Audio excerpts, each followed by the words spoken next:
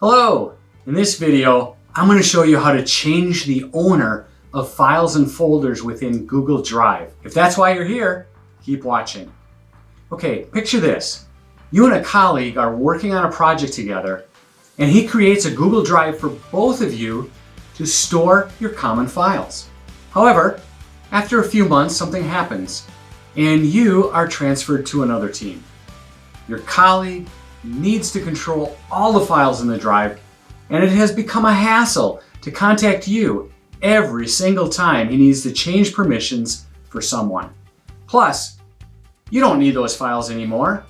Yet some of the files you originally created and own have gotten rather large, and they're starting to have a negative impact on your available free space within your Google account. Well, there's good news. Since you have no need for these files, you can transfer the ownership to your colleague. Transferring ownership of files and folders in Google Drive is relatively easy. And once ownership is transferred, you can both achieve your goals. Your colleague gets control of the files and they no longer count against your Google account quota. To make the transfer of ownership of your files in Google Drive, just follow the steps that I'm about to show you.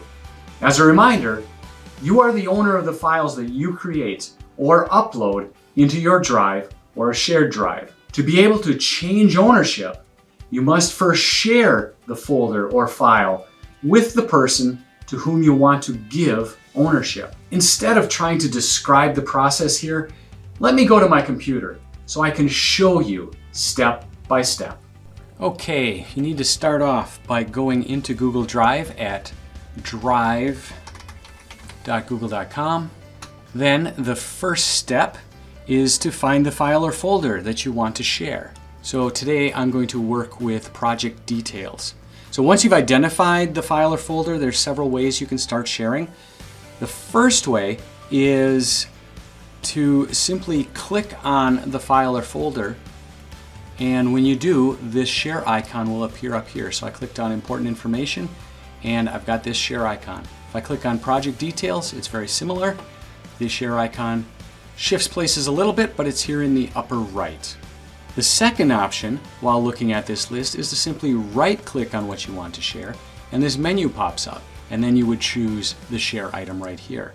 And the third option, if you're already in a folder, so let me go into project details. So I'm already in here, and now I can just click the down arrow, and that will give me this menu, and I can choose share. So if I want to share this entire folder, I'll do it this way, but I could just as well pick an individual folder or individual file and share that. So let me start out by clicking share here. And now I want to share it with my own user. So I will put in my email address. And in your case, you would enter the email address of your colleague. Then decide whether or not you want to notify him or her, and then click the share or the send button. So if I leave this as checked, which is the default, it's going to notify the recipient that you just shared something, and then you would click the send button. If we turn that off, then it just creates a share button because it doesn't do a notification. So I will do that. I will click on share. Now we will see that this project is shared. It shows me the two people, and then down the line here we have the share indicator as well. So it has shared everything in this folder. Now after the file has been shared, what you want to do is click the share button again. This time you'll find the name of the new owner and then click that same share icon. But let's say I don't want to transfer ownership of the entire folder, but just something inside. I could click on Columbia, for example, right click and go back into share. But this time, instead of adding someone new, I will go to my sample user, which is me, and here where it says editor, I click the down arrow and I will click transfer ownership. A new window pops up and I will click send invitation. So that's your process. You choose the person that you want and then choose to transfer ownership. Afterwards, it says pending owner beneath that person's name. The transfer is not automatic. The intended recipient must first accept that invitation. And so the status remains the same, this user is an editor up until he accepts the transfer of ownership. At this point, you can just click the Done button to move on. Meanwhile, that intended recipient, that intended owner, is going to receive an email notification about the transfer of ownership, and he should accept that. Once that happens, you're done. Now keep in mind that once you've changed the owner, you will lose control over those files and folders. Although at the point of transfer, you still have access as an editor of these files and folders. If the new owner, however, removes you, then you're eliminated at that point. And you should also know that changing the ownership of a folder isn't the same as sharing a folder. When you share a folder, everything in that folder gets shared. But when you transfer ownership, only the folder or files that you transfer will be shared.